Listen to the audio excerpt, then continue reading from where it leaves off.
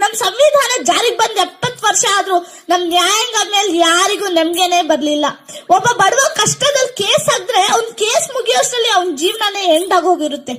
ಮೋದಿಜಿ ಅವರೇ, ನಾನು ನಿಮ್ನ ಅಪಾರವಾಗಿ ಗೌರವಿಸ್ತೀನಿ. ಯಾಕೆಂದ್ರೆ Swachh Bharat, note ban, GST 371 column ರದ್ದತಿಯಲ್ಲಿ ಕೆಲಸ ಮಾಡುವುದು ಅಂದ್ರೆ ಎದೆಗಾರಿಕೆ ಇಳ್ಳವರಿಂದ ಮಾತ್ರ ಸಾಧ್ಯ.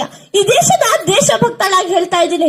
ಕೆಲವು ದಿನಗಳಿಂದ ನನ್ನ ದೇಶದ ವಿಚಾರಣೆಗಳು ಬದಲಾಗಬೇಕು ಅಂತ ಕನಸು ಕಾಣ್ತಾ ಇದ್ದೀನಿ. ನಮ್ಮ ಅಂಬೇಡ್ಕರ್ ಜಿ ಕೂಡ ಹೇಳಿದ್ದಾರೆ, ಕಾಲ ಮತ್ತು ಪರಿಸ್ಥಿತಿಗೆ ತಕ್ಕಂತೆ ಸಂವಿಧಾನ ತಿದ್ದುಪಡಿ ಮಾಡುವ ಅವಕಾಶ ನೀಡಿದ್ದಾರೆ.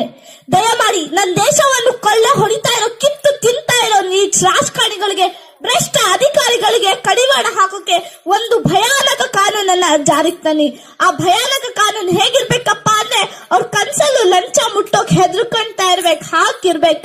ಅತಿರೇಕದ ಇಸ್ಲಾಂ ತತ್ವ, ಹಿಂದೂ ತತ್ವದಿಂದ ಇಂದು ನನ್ನ ದೇಶದ ಮನುಷ್ಯತ್ವನೇ ಹಾಳಾಗಿ ಹೋಗ್ಬಿಟ್ಟಿದೆ. ಜಾತೀಯತೆ, ಧರ್ಮಾದ್ಯತೆಯಿಂದ ಮನುಷ್ಯರಂತೆ ಕಾಣೋಕೆ ಆಗ್ತಾ ಇಲ್ಲ.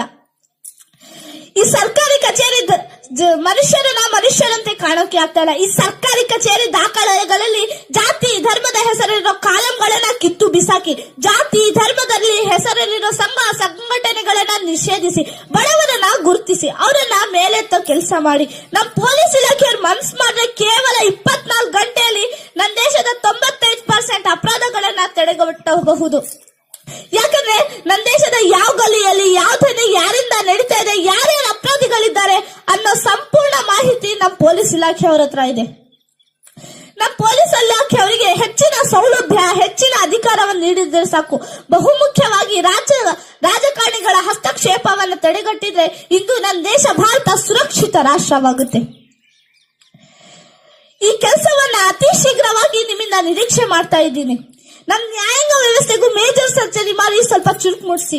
ನನ್ನ ದೇಶದ ಬಡವರ ಮಕ್ಕಳಾಗಿರ್ಲಿ, ಗಲ್ಲಿಗರ ಮಕ್ಕಳಾಗಿರ್ಲಿ, ಎಲ್ಲರಿಗೂ ಸಮಾನ ಶಿಕ್ಷಣ ಸಿಗುವಂತೆ ಮಾಡಿ. ಹಾಗೆ ಕೊನೆಯದಾಗೊಂದು ಮಾತು ಹೇಳಕ್ ಇಷ್ಟಪಡ್ತೀನಿ. ನನ್ನ ದೇಶದ ವಿಚಾರಣೆಗಳು ಬದಲಾಗಬೇಕು ಅಂದ್ರೆ ಈ ದೇಶದ ಪ್ರಜೆಗಳಾದ ನಾವು ಮೊದಲು ಬದಲಾಗಬೇಕು.